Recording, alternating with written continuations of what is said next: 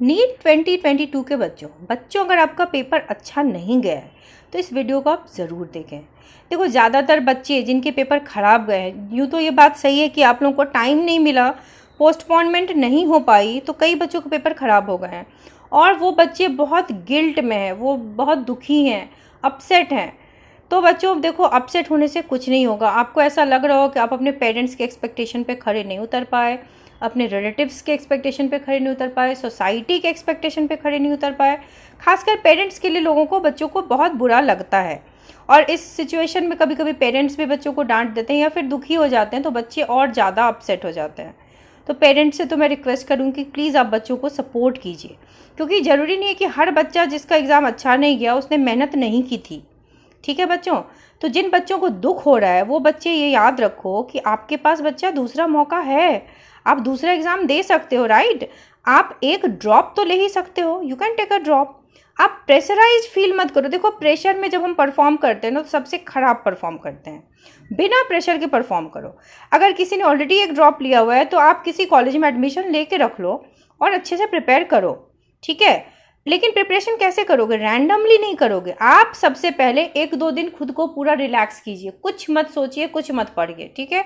1-2 दिन रिलैक्स होने के बाद आप एनालाइज करने बैठिए बच्चों कि एग्ज़ाम के पास होने के लिए आपका लेवल कहाँ होना चाहिए और आप अभी कहाँ हैं, और आपने जो स्ट्रैटेजी बिल्ड की थी। देखो बच्चों, स्ट्रैटेजी बहुत इंपॉर्टेंट होता है किसी चीज़ के लिए। कोई भी एग्ज़ाम आप पास करने वाले हैं, उसमें अगर आपकी स्ट्रैटेजी गलत है तो मेहनत करने के बाद भी सक्सेसफुल हम नहीं होते हैं, ठीक है।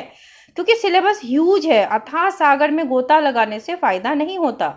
हमें स्ट्रैटेजी बिल्ड करनी होती है कि हम वही पढ़ें, वही टॉपिक्स पढ़ें स्ट्रैटेजिकली जहाँ से ज़्यादा क्वेश्चंस उठते हैं।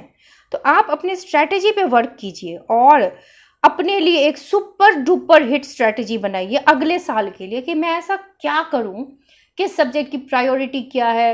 देखो, आपके पास तो अभी इंटरनेट का इतना ज़्यादा एक्सपोजर है कि आपको ये स्ट्रैटेजी बिल्ड करने में कोई दिक्कत नहीं होगी। आप देखो आपकी कहाँ कमी थी।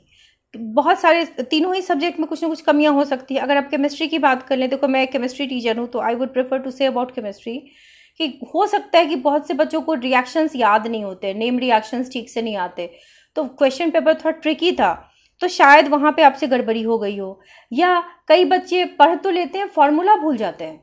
तो अगर आप फॉर्मूला ठीक से नहीं याद रख सकते, कभी कभार लोगों को डेटा नहीं याद होता, जैसे रिडबर्ग्स कांस्टेंट का वैल्यू क्या है, कई वैल्यूज़ होते हैं जो बच्चे एग्जाम में भूल जाते हैं। तो इन सब चीज़ों पे गौर करेंगे हम कि कहाँ क्या हम भूल रहे हैं। इनऑर्गेनिक में अगर आपको जहाँ जहाँ भी ऐसा होता है, जैसे डी ब्लॉक है, एफ ब्लॉक है, जहाँ पे भी कुछ ना कुछ डिफरेंट टॉपिक है वहाँ से क्वेश्चन आता है, ठीक है। तो वो सब टॉपिक्स को बहुत अच्छे से करना है। आप फाइंड आउट करो कि किस टॉपिक का क्या वेटेज है, उस हिसाब से अपनी तैयारी करो और रेगुलर प्रैक्टिस और रिवीजन करो। आज पढ़ा 15 दिन बाद हम भूल सकते हैं ना, तो हर वीक अपने आप को जितना पढ़ा है उसको रिवाइज करो, प्रैक्टिस करते रहो क्वेश्चंस, ठीक है। और जहाँ जहाँ डाउट होते उसको टिक करते चलो कि अच्छा ये क्वेश्चन मेरा डाउट वाला था। फिर अगली बार जब प्रैक्टिस करोगे तो उसको एक बार देख लोगे, धीरे धीरे वो चीज़ें बिल्कुल याद हो जाएंगी, ठीक है। फिजिक्स की अगर मैं बात करूँ तो फिजिक्स में बच्चों formulas are very important. Formulas को लिख लिख के प्रैक्टिस करो, एक फार्मूला शीट तैयार कर लो केमिस्ट्री फिजिक्स दोनों के लिए। और बायोलॉजी में भी बच्चों एनसीईआरटी को line by line by heart कर जाओ, लाइन बाय लाइन याद करो केमिस्ट्री को भी और लाइन बाय लाइन याद करो बायोलॉजी को भी। ये दोनों ही आपके स्कोरिंग पेपर्स हैं। और जहाँ से देखो, वैसे तो सारे टॉप चैप्टर से क्वेश्चन आते हैं, लेकिन हर चैप्टर में कुछ टॉपिक्स होते हैं ना जहाँ से क्वेश्चन ज़्यादा उठते हैं। तो इन सब चीज़ों को पहले गौर करो और एक शीट बनाओ, जिस शीट में ये सारी चीज़ें आप लिखो और फिर अपनी तैयारी करो। जैसे एक होता है ना कि बहुत अच्छी स्ट्रैटेजी से अगर करोगे तो you will nail it, you will certainly nail it. अपने अंदर विश्वास रखिए कि आप कर सकते हैं। अपने अंदर विश्वास होना बहुत ज़रूरी है। किसी पेरेंट्स के कहने से या किसी रिश्तेदार के कहने से या टीचर के कहने से नहीं हम पास कर सकते, या कोई अगर हमें जज कर ले कि हाँ इसने पढ़ाई नहीं की अब ये नहीं पास कर पाएगा, तो कोई बाहरी आदमी हमें जज नहीं कर सकता। सबसे अच्छे जज हम ही खुद के हैं, हमसे बेहतर हमें कोई जज नहीं कर सकता। तो इसीलिए अब आप किसी के जजमेंट पे ये मत कीजिएगा अच्छा ये तो कह रहे हैं कि मेरा एग्ज़ाम अच्छा नहीं हुआ, शायद मैं ना कर पाऊँ, तो अपने आप पे डाउट मत रखो। सेल्फ डाउट नहीं होना चाहिए, सेल्फ कॉन्फिडेंस होना चाहिए। उस सेल्फ कॉन्फिडेंस के बेसिस पर you can definitely crack NEET next year.